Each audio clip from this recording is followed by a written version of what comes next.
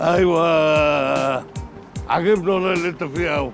خليك بقى اعمل بتاع المنايل ده طول اليوم كده لغايه ما تجيب لنا النصوص اللي انت عايزهم على اللوكيشن هنا. اصحى يا اخ.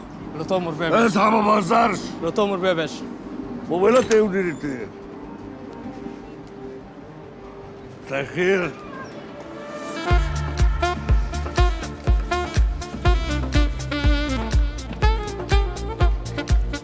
اهلا اهلا اهلا. ازيك يا عروسه؟ العريس الجميل اخباره ايه؟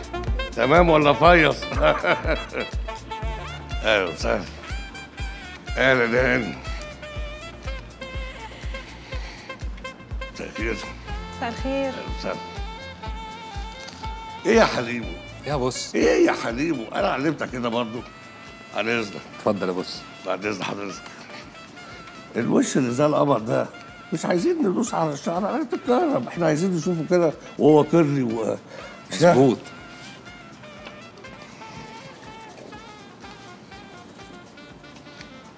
يا بختها اللي ميسي فؤاد يعمل شعرها. يا سلام. فاهم؟ فاهم يا بص. او كده ايه؟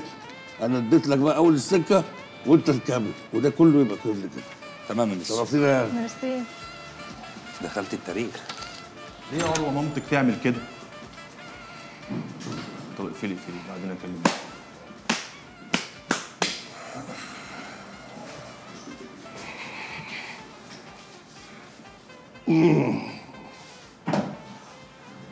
انت ايه حكايتك بالظبط؟ انت مش ناوي تكبر يعني وتبقى راجل؟ يعني انا عاملك صاحبي وبقول لك انا رايح الحته الفلانيه نص ساعه والاقيك بعت البنت بتاعتك دي اللي اسمها مروه دي ولا اروى وكمان امها ايه؟ بتيجي عند النسوان وخلاص مفيش كنترول؟ مش كفايه اللي انت هببته قدام جوز اختك؟ ايه ده بس فوقش وانا افهمك التيتا. فاهم يا اخويا. مبدئيا كده انا ما بعتش حد.